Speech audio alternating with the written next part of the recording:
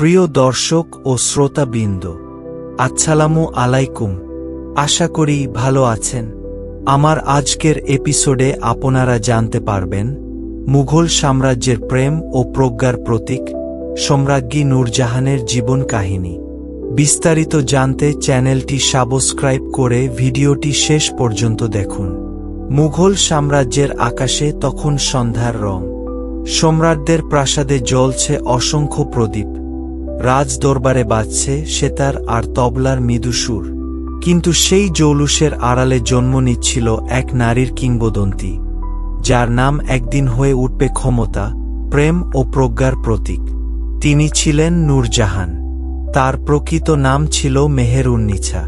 1577 সালের এক অনিশ্চিত যাত্রাপথে পারস্য থেকে ভারতবর্ষের দিকে আসছিলেন মির্জা গিয়াস বেগ ও তার স্ত্রী আসমত বেগম। ভাগ্যের সন্ধানে তারা পাড়ি জমিয়েছিলেন অজানা ভূমির দিকে।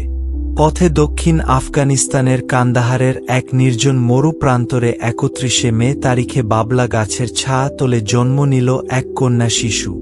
শিশুটির নাম রাখা হয় মেহেরুন্নিছা, অর্থাৎ নারীদের মাঝে সূর্য।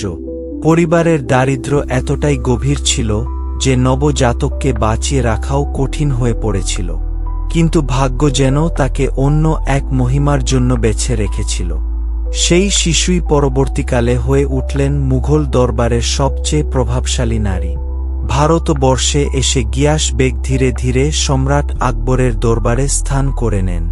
তার মেধা ও প্রশাসনিক দক্ষতায় মুগ্ধ হয়ে আকবর তাকে গুরুত্বপূর্ণ দায়িত্ব দেন। ফলে মেহেরুন্নিছার শৈশব কাটে মুঘল রাজপ্রাসাদের পরিবেশে। ছোটবেলা থেকেই তিনি ছিলেন একটু ভিন্ন রকম। শুধু রূপেই নয়, জ্ঞানেও তিনি ছিলেন অসাধারণ। ফার্সি সাহিত্য, সঙ্গীত, চিত্রকলা, সূচিশিল্প সবকিছুতেই ছিল তার দক্ষতা। প্রাসাদের নারীরা যখন অলঙ্কারে ব্যস্ত, মেহেরুন্নিছা তখন বইয়ের পাতায় ডুবে থাকতেন। অনেকে বলতেন তার চোখে ছিল অদ্ভুত এক আত্মবিশ্বাস, যেন তিনি জানতেন একদিন ইতিহাস তার নাম মনে রাখবে। 16 বছর বয়সে তার বিয়ে হয় আলী কুলি বেগ নামের এক পারসিক সেনাপতির সঙ্গে। পরে যিনি শের আফগান উপাধি পান। স্বামী ছিলেন সাহসী বীর যোদ্ধা। বাংলার মাটিতে তাদের সংসার শুরু হয়। বছরের পর বছর কেটে গেল। মেহেরুন্নেছা এক কন্যার মা হলেন, লাডলি বেগম। কিন্তু জীবন সুখের ছিল না। ভাগ্য তাদের উপর আরও নির্মম হয়ে ওঠে। রাজনৈতিক ষড়যন্ত্র, ক্ষমতার দ্বন্দ্ব আর মুঘল দরবারের সন্দেহের জালে জড়িয়ে পড়েন শের আফগান। এক সংঘর্ষে তার মৃত্যু হয়। তরুণী মেহেরুন্নিছা হঠাৎ করেই হয়ে পড়েন নিঃসঙ্গ বিধবা। সেই রাতগুলোতে হয়তো তিনি ভাবতেন, জীবন কি এখানেই থেমে গেল? কিন্তু ইতিহাস তখনও তার জন্য সবচেয়ে বড় অধ্যায়টি লিখে রাখেনি।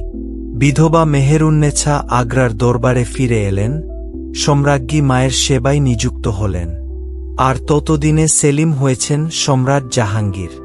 বছরের পর বছর ধরে বুকে লালিত সেই মুখ তিনি ভোলেননি। মুঘল সম্রাট জাহাঙ্গীর বহু আগেই মেহেরুন্নিছার সৌন্দর্য ও ব্যক্তিত্বের কথা শুনেছিলেন। কিংবদন্তি আছে, যুবরাজ সেলিম থাকাকালেই তিনি তার প্রতি আকৃষ্ট ছিলেন। 1611 সালে নওরোজের জমকালো মেলায় তাদের চোখ আবার মিলল। এবার আর কেউ আটকাতে পারল না। মেহেরুন্নেছার বয়স তখন 37 বছর। অপূর্ব সুন্দরী। সম্রাট জাহাঙ্গীরের সাথে দ্বিতীয় বিয়ে হল 25 মে তারিখে।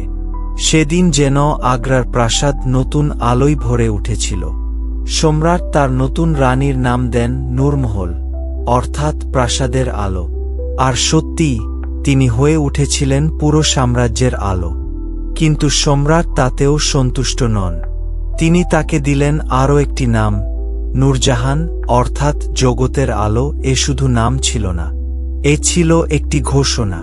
নূরজাহান শুধু সৌন্দর্যের প্রতীক ছিলেন না, তিনি ছিলেন রাজনীতির অসাধারণ কৌশলী।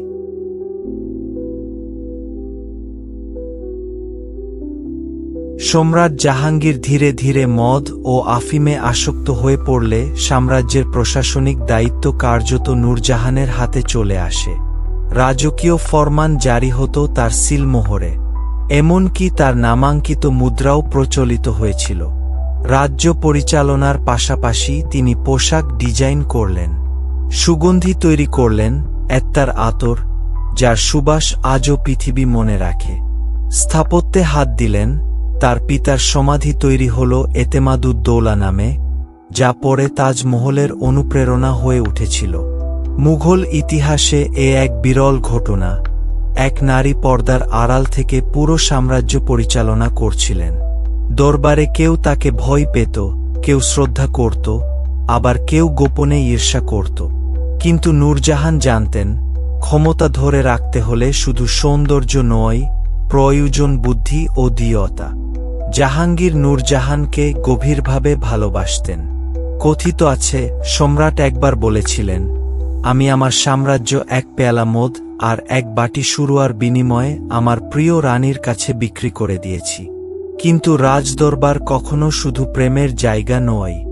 রাজপুত্র খুররম, যিনি পরে শাহজাহান নামে সিংহাসনে বসেন, নূরজাহানের রাজনৈতিক প্রভাবকে সহজভাবে নেননি। শুরু হয় অন্তর্দ্বন্দ্ব, ষড়যন্ত্র, বিদ্রোহ, আনুগত্য আর বিশ্বাসঘাতকতায় ভরে ওঠে মুঘল দরবার। নূরজাহান নিজের কন্যা লাডলি বেগমের ভবিষ্যৎ ও নিজের প্রভাব ধরে রাখতে নানা রাজনৈতিক চাল চালেন। কিন্তু সময় ধীরে ধীরে তার হাত ফসকে বেরিয়ে যাচ্ছিল। কিন্তু সব আলোরই অস্ত আছে। জাহাঙ্গীর অসুস্থ হয়ে পড়লেন। ১৬২৭ সালের ২৮শে অক্টোবর সম্রাট জাহাঙ্গীরের মৃত্যু হলে নূরজাহানের জীবনের সূর্য অস্ত যেতে শুরু করে। ক্ষমতার কেন্দ্র থেকে তিনি সরে যান। নতুন সম্রাট শাহজাহান তাকে রাজনীতি থেকে দূরে রাখেন। তবু তিনি ভাঙলেন না। জীবনের শেষ ১৮টি বছর তিনি কাটান নিভৃতভাবে লাহোরের এক প্রাসাদে। লিখলেন কবিতা, তৈরি করলেন নিজের সমাধি নিজে।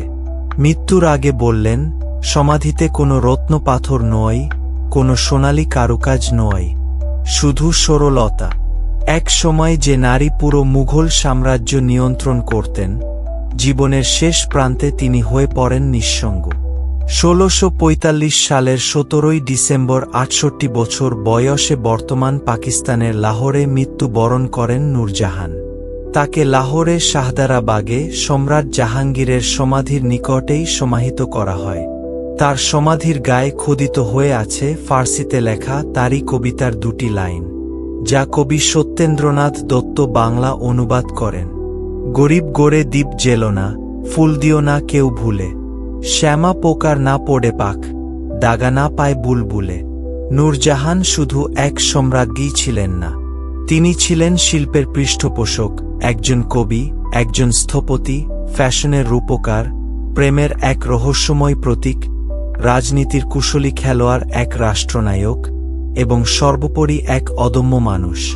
মরুপথে জন্ম নেওয়া সেই শিশু সত্যিই জগতের আলো হয়ে উঠেছিল।